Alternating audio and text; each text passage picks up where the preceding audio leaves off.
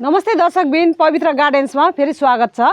हजुरलाई आज म यो नाग चम्पाको विषयमा भन्ने छु। अरू मैले प्रुनिङ गरेको बेगन बेलीहरू मेरो कस्तो के हुँदैछ म त्यसको पनि अप टु डेट दिनेछु है त। सबै स्किप नगरिकन हेरिदिनुहोस् हजुरले।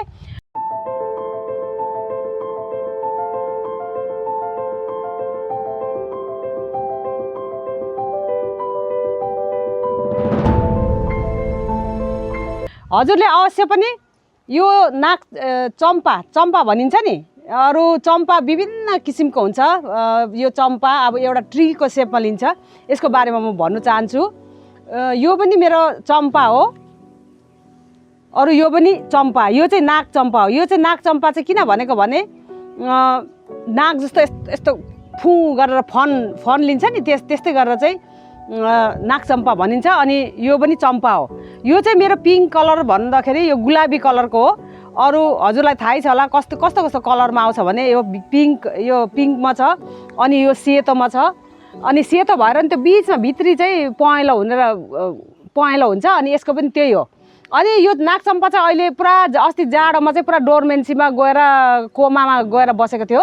अब यो नाग चम्पाको यसलाई कसरी मल माटो दिने, के गर्ने, टेक केयर गर्ने हजुरले गर्नुभएको छ कि छैन म सबै देखाउने छु।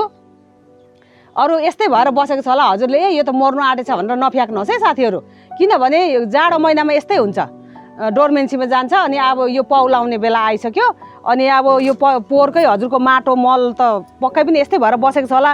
अरू पुरा झार जङ्गल यस्तै घेरिरहेको छ होला। अनि कोही चिज कटिङहरू हजुरले अब यो त काम छैन भनेर, प्लान्टलाई काम छैन भनेर केही प्लान्ट पनि रोपिदिनु भएको छ होला हजुरले होइन, तर यो सबै निकालिदिनुहोस्। अनि हजुरले गमला चाहिँ कस्तो गमला दिनु हुँदैछ, कम्तीमा पनि हामीले 12 इन्चको गमला दिनुपर्छ है त साथीहरू। सानो गमलामा चाहिँ हुँदैन, यस्तो गरेर यो जरा यस्तो गरेर पुरा फैलेको हुन्छ क्या, जरा देख्नुभएको छ नि हजुरले, यस्तै गरेर जरा फैलिन्छ। अनि त्यस कारणले ठुलो गमला दिनुपर्छ है त।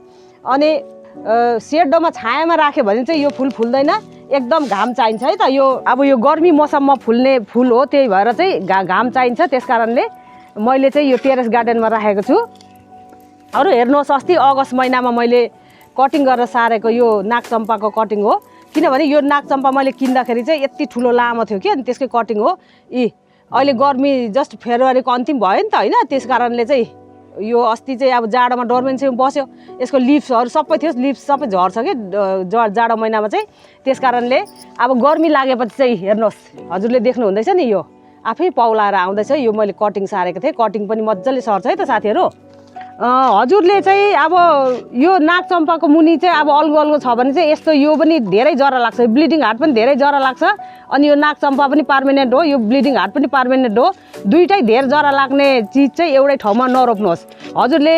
हजुरको यो नाग चम्पा अल्गो ठुलो छ भने हजुरले अहिले के आउँछ 12 बजी फुल 9 o'clock फुल हुन्छ नि हो, त्यो पनि रोप्नु सक्नुहुन्छ। त्यो चाहिँ धेर जरा लाग्दैन, हेर्नुहोस् यो।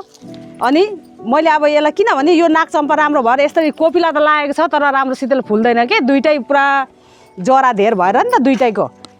मैले यस्तै गरेर चाहिँ यो अब गोडमेल पनि हुन्छ, अनि मल पनि थप्नुपर्छ। कोही मेरो पौलाउँदैछ, कोही फुल्नुलाई रेडी भएको छ। यो चाहिँ गुलाबी खालको, यो चाहिँ छिटो फुल्ने रहेछ है साथीहरू, हेर्नुहोस्। यसरी जरा निस्किनेसम्म हजुरले माटो निकाल्नुहोस् है त।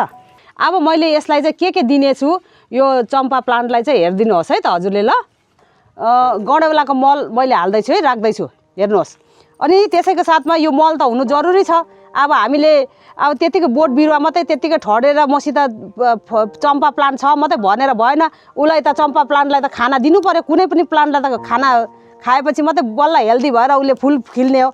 अनि किरा नलागोस्, फङ्गस नलागोस् भनेर चाहिँ मैले यो निम खली चाहिँ एकदम हाल्नु, कुनै पनि प्लान्टलाई हाल्नु एकदम जरुरी छ है साथीहरू। यो निम खली चाहिँ हजुरले एभाइलेबल राख्नुहोस् आफ्नो घरमा।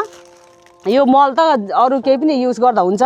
अनि यो एप्सन सल्ट, मैले एप्सन सल्ट युज गरेँ। किन एप्सन सल्ट युज गर्ने भन्दाखेरि चाहिँ हाम्रो यो चम्पा फुलको चाहिँ अब लिफहरू झर्ने गर्छ कि, अनि यो लायो भने चाहिँ झर्दैन। अनि हाम्रो यो प्लान्टलाई चाहिँ, फ्लावरलाई चाहिँ एकदम हेल्दी बनाएर राख्छ एप्सन सल्टले चाहिँ। फन्जिसाइडको काम गर्छ यो बेसारले चाहिँ। बेसार हाल्नुहोस् हजुरले। मैले बेसार हालिसकेँ। अनि त्यहाँबाट बोन मिल, हाम्रो पर्मानेन्ट फ्लावरलाई चाहिँ बोन मिल हुनु एकदम जरुरी छ। हजुरसित बोन मिल छैन भने अन्डाको खोस्टा पनि हजुरले खाएको, अन्डाको खोस्टा पनि उसिनेर खाएको खोस्टा यो फ्राई गरेको होस्, त्यो खोस्टा चाहिँ राखेर चाहिँ हजुरले मिक्सचरमा पिनेर यो बोन मिलको ठाउँमा लाउन सक्नुहुन्छ। बोन मिल चाहिँ किन लाउने भनेर भन्नुहुन्छ है त, पक्कै पनि मलाई क्वेसन आउँछ यसले, किनभने मैले अघि भनेको छु कि चम्पा यो हाम्रो चम्पा फुलको चाहिँ जरा धेर लाग्छ अनि त्यो जरालाई चाहिँ राम्रो हेल्दी बनाउनुको लागि क्याल्सियम प्राप्त हुनुको लागि चाहिँ बोन मिल हुनु एकदम जरुरी छ है त साथीहरू। अनि मैले हातले नै यसरी मोल दिन चाहेँ त यसरी नै। अनि हजुरको प्लान्ट हेरी अनुसार हजुरले मिक्सअप गर्नुहोस्। मैले चाहिँ यति नै मैले मिक्सअप गरेँ है त साथीहरू। अनि यसरी नै हजुरले जरा निस्केको छ नि, हाम्रो यो जरा निस्केको छ, अनि यसरी नै लगाइदिनुहोस्। कसैले त केमिकल युज गर्नुहुन्छ तर मैले चाहिँ गर्दिनँ है साथीहरू। केमिकल युज गऱ्यो भने चाहिँ हाम्रो माटो चाहिँ डेड भएर जान्छ के, अनि अर्को सालमा हाम्रो माटो कामै लाग्दैन। त्यस कारणले भनिसके हजुरहरूले पनि यो अर्ग्यानिकै युज गर्नुहोस्। हमेसा हाम्रो माटो हेल्दी रहन्छ। मेरो यो सबै पोट 12 इन्चीको ठुलो गमला हो है त साथीहरू, हेर्नुहोस्। अनि हजुरले यो यसरी यो मलहरू सबै मिक्सअप गरेर चाहिँ यत्तिकै नराख्नुहोस्। यो पावर के अरे घामले टिप्छ है त साथीहरू। यो पावर घामले टिपेपछि हाम्रो यो काम गर्दैन नि फेरि यो मल, यो हाम्रो यो मिक्सअप मलले। अनि त्यसै गरी त्यो पहिला निकालेकै माटो हजुरले सबै गमलाको मिक्सअप गरेर चाहिँ यसरी मिक्सअप गरेर यसरी हालिदिनु नबिर्सिनुहोस्।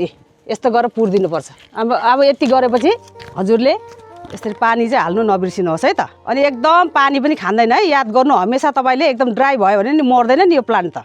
हजुरले चम्पाको टेक केयर गर्ने अहिले कसो गर्ने भनेर त जानकारी भइसक्यो होइन साथीहरू।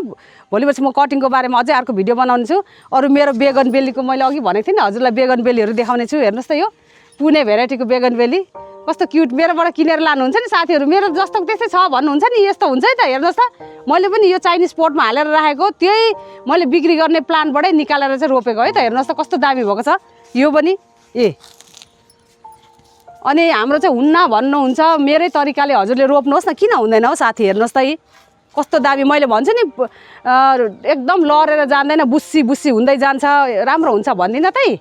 कस्तो दामी भएको छ हेर्नुहोस् त। मैले हजुरलाई बेच्ने प्लान्ट हो नि साथीहरू यो, त्यही पोली ब्यागबाट मैले लिएर चाहिँ यहाँ हालेको हो नि त। अनि हजुरले नि यस्तो गर्नुहोस्। अरू हेर्नुहोस् यो मैले अस्ति नै प्रुनिङ गर्नुहोस्, हजुरको फुल फुलेको छैन भनेर मैले यस्तो प्रुनिङ गर्नु पनि देखाएको थिएँ। यो हेर्नुहोस् सबै मुना पलाएर यस्तो भएको छ, अब फुल्छ। अनि यो चाइनिज बेगन बेली पनि यसरी सबै फुल्नु रेडी भएको छ। हजुरलाई मैले बिक्री गर्ने यही साइज त हो, यही साइज हो मैले बिक्री गर्ने। हेर्नुहोस् त।